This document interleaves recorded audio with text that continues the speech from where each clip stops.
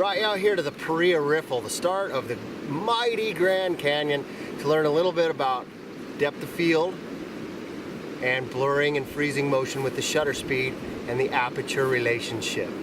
Okay, so let's go out here and find a beautiful spot to set up our camera, and maybe we can capture a few really neat portfolio shots.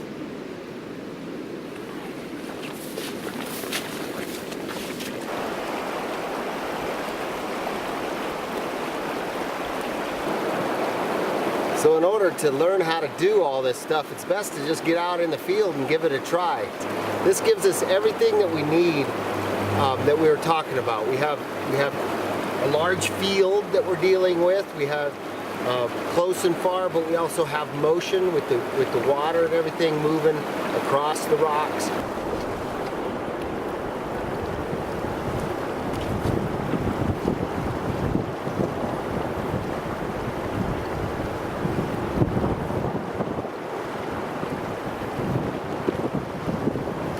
What I need to do is get this F number here as high as I possibly can get it. And when I do that, I'm going to make a big number big, which is going to let in less light, and you're going to notice that it's getting darker. Well, to compensate for that, I need to let in more light with the shutter speed. So the higher I go, the slower I go. Higher I go, the slower. And if you notice, I just hit that magic number, 1 over 50, 1/50th of a second, which means I would need a tripod there. Luckily, I've got this set up on a tripod, so I can go as slow as I want. I'm going to max my f-stop, whoops, all the way out, and it looks like we have a good exposure there. Now, a little trick here is I'm going to go ahead and set my timer, because the action of pushing the button is going to shake the camera, and at 1 over 40th, I don't want to shake that camera because it'll make it a soft image. I'm going to set my timer for 2 seconds right there. I'm going to focus somewhere midway between the two. I'm not going to focus all the way close. I'm going to focus like in the middle of the two there. So my focus, I'm going to set 2. I've got it set at 2 seconds. I'm going to avoid trying to shake that bad boy.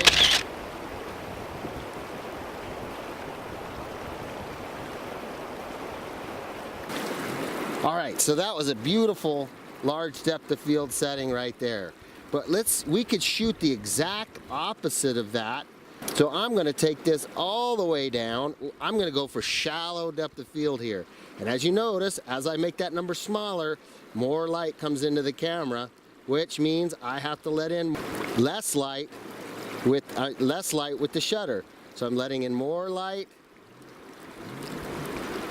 all the way to 3.5. I'm going to max it out, and I'm going to speed this up all the way here.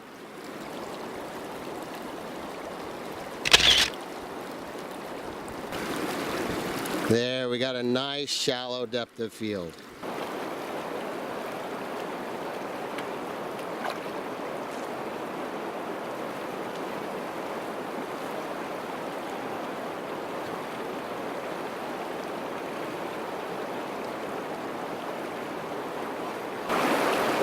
So it doesn't get any better than this for motion blur and frozen motion and deciding what you want.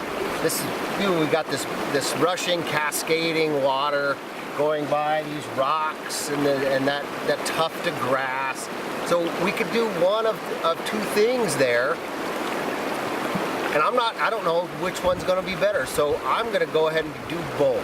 So let's try to blur the motion of this water and give the effect of water kind of moving, or do we want to freeze it and really make that image sharp?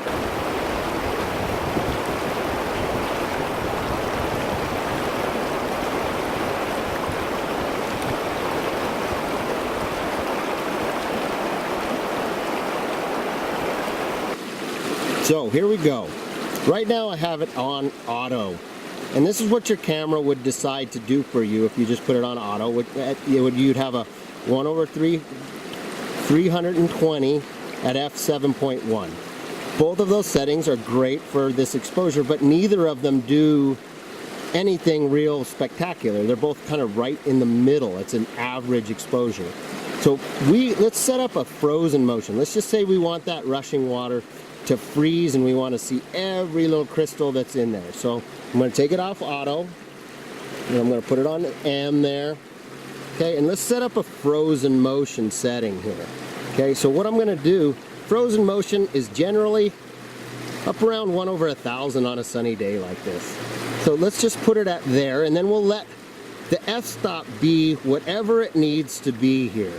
It doesn't really matter. I'm just going to get enough light in there to expose this picture. So I'm just going to keep going, and I'm letting in more light by making my number smaller. So this is little, big, little. Little number, big amount of light. And then we're going to get a shallow depth of field. And see, there's a decent setting right there. F2.8 at 1/800. And it's kind of shifting because we got some clouds moving around. So I can probably bump that shutter speed up to 1000 as the sun comes out.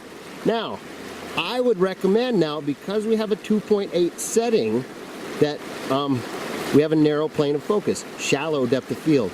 So I would reach around and click onto auto or manual focus, and I really want that tuft of grass on that rock back there to be in focus. So now I can manually focus and make double sure that that grass is in focus, because 2.8 is going to give me a very narrow depth of field. So now let's freeze that motion.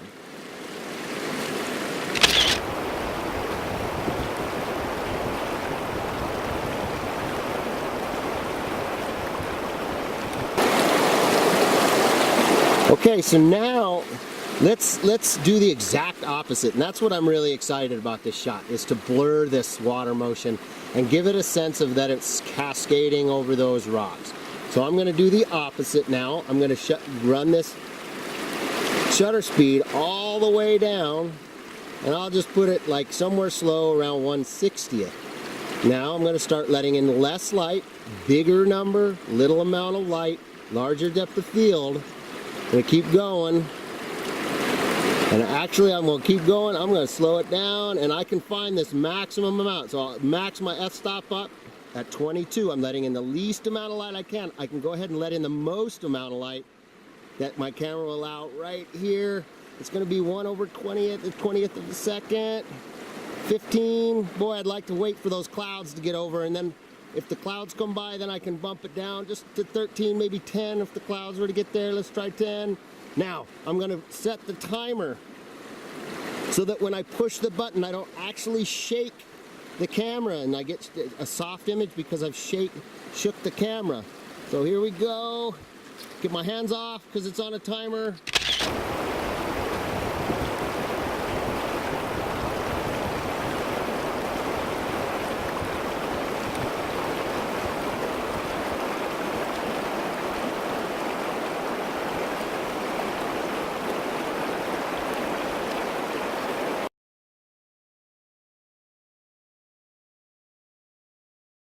You only bump the ISO up in emergency purposes only. Only when you have to. And there's several reasons why you might have to. Well, today I'm here at the edge of Glen Canyon. I've got Duck Island in the background. It's beautiful. Sun's kind of popping through the clouds. And I've got this grass. Once again, the theme is grass. And I would like to get it in focus from near to far. In focus from near to far, which means I have to go big, little, big. Big number, little amount of light, little amount of light, and then that will give me large depth of field. The other bonus of f22, or high numbered f-stops, is it will make that star effect with the sun. With those radiating kind of beams that come off of the sun. So I would like to get that, but I forgot my tripod back at home, and so I have to hand hold this shot. So let me show you what I got. Like, to get 22, I'm down to 1/60th of a second, and that's my red flag shutter speed. So god dang it, I can't go any slower to let more light in. So I'm going to take a shot there at this setting, It's too dark. It's got my leg in it and all that.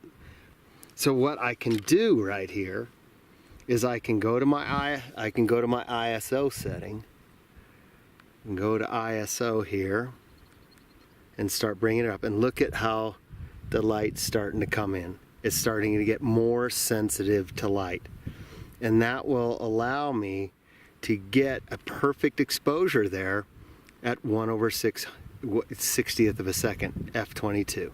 And so I get large depth of field, and I can handhold this, but I gotta be sniper still. Oh, I've gotta hold it so steady. I wish I had my tripod. And I'm at ISO 1600. That's not a bad one. There's not a lot of noise in that setting. So that would be something that would be emergency purposes, is to get this shot hand holding without a tripod. It's not ideal. If I had my choice, I'd go home, get my tripod, come back another day, and shoot it at 100 ISO, because if I'm going to sell this image, or I want to really print it big, I want it at 100 so I don't get any noise. No chance of noise whatsoever, right? Another very important thing to do in photography is to square up your horizon and make sure that it's straight across and not crooked like that. You also want to use the rule of thirds, where the top third is skyline, the middle third is river and canyon, and the bottom third is your bushes. Oh man, this is gonna be beautiful. Oh man, the starbursts on that are just gonna be absolutely phenomenal. Wall hanger.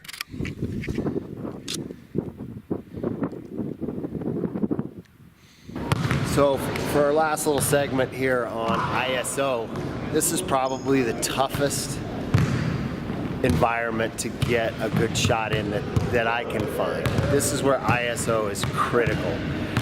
A gym or a football field at night. Oh man, you just don't, we want to freeze this motion. These guys behind us are jumping and throwing the ball and doing all sorts of stuff and I want to freeze it, but there's not enough light to get that fast 1/500, 1/1000 shutter speed in here. Got to ask yourself, what is more important? A little bit of grain, a little bit of noise in my photo, or blurry motion? It's a trade-off. And I think I'm in a gym, I want to get some good shots of some guys playing basketball.